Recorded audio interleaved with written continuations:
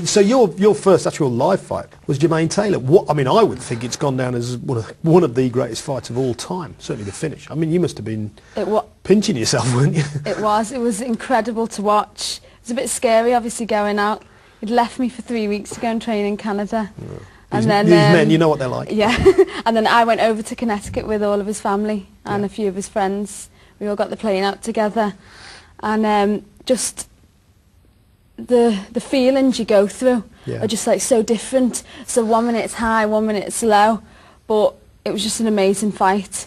I've got Carol, his mum, crying, Lee, his older brother, shouting. It was an incredible feeling when he'd won. Mixed it was emotions. brilliant. Yeah. It's difficult though the week leading up to a fight, because a boxer, I mean, they tend to be bears with sore heads, don't they? The ones that I've met over the years. Is Carl like that, or was he pretty okay? Carl's actually pretty good. I don't think.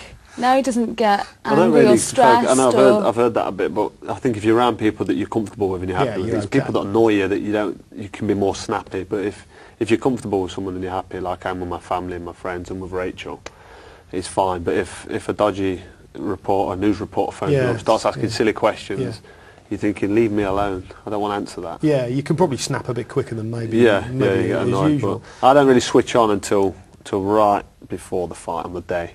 Maybe even not until I pack my kit and leave for the arena. That's when I sort of get in fight zone. I look in the mirror even though I'm changing, because it's not like the Incredible Hulk, but my eyes are like wider and I go a bit pale. So it's like nerves and apprehension, and my heart starts beating, and you don't really see it because I'm gone. I'm out of the room then. No, not at all. So you think I'm alright to live with then before the fight? Oh yeah, totally. I don't even see you get nervous before it. I bet you're nervous. Totally. It's horrible. I feel sick.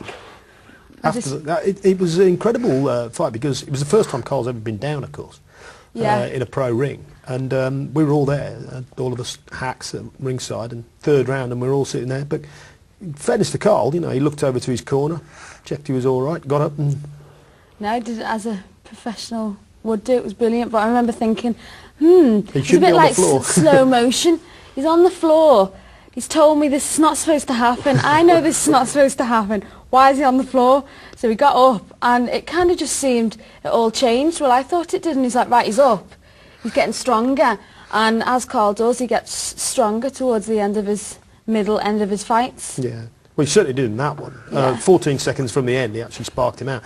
What did you, apart from jump up and down in delirium, what did you make of that then, Rachel? Did you just... I thought it was fantastic. But by, I think, around 9, 10, 11, and then obviously 12, I think he'd got Taylor anyway. Yeah. But it was just the feeling of you actually 14 seconds to go, pounding him against it, and then the referee just came in. It was brilliant. The referee had to come in, because you'd finished him off by that stage. Yeah, I caught him with some heavy digs, like you said, in round 10 and 11. I caught him with some hurtful punches. If people didn't see him, when you're fighting someone, you know you've connected, because you land with a shot and you can feel it, can't you? And then if they're holding you, there's no strength. Yeah.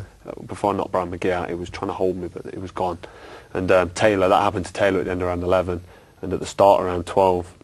So I thought, just keep cool, keep composed. Don't smother my work, don't go wild and start rushing in, because you give them an opportunity to hold.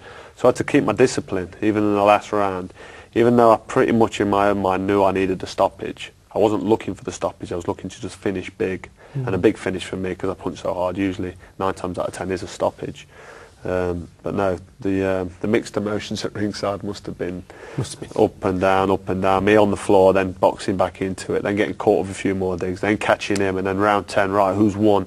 It's that close, but he's away, so we'll probably lose. And then to pull the stoppage out of the bag in round 12, I mean, very dramatic. And it's phenomenal. It was a good night in there. It was like cauldron in there as well. The way the crowd was, all the seats and the canopy, the balcony was on top, and there was no Cobra fans out there. There was no love. I mean, there's probably a handful, 50 of us. But I think we turned the American fans into my favour, because they was cheering me at the end. They were cheering you at the end. I mean, they saw what everybody there. I took some friends over there, and they all just went, you know, this is one of the great theatres of sport they'd ever seen. Did it give you a certain legitimacy though, Carl, because you'd beaten a guy that, I mean, Jermaine Taylor beat Bernard Hopkins twice.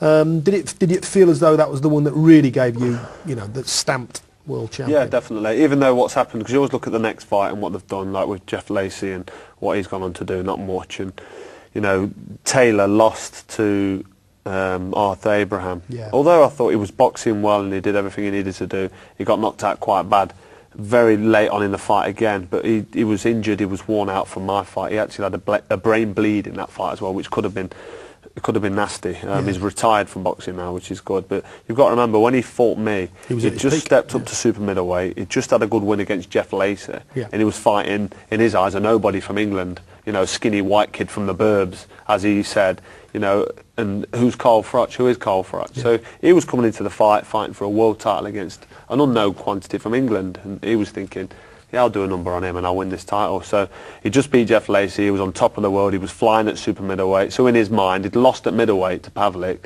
but he'd almost avenged that defeat and then stepped up to super middle, a weight he was more suited to, and it was his world title shot. So I got the last and the best of Jermaine Taylor, and I finished him off. It's as simple as that. And his fight with Abraham showed how much I took out of him, because he was very jittery in his movement and he was very negative, and he didn't do much, and he got badly hurt. So I'm glad Jermaine Taylor's finished now. He's had a good career, he's had a long career, but the fight with me just done him, it finished him off.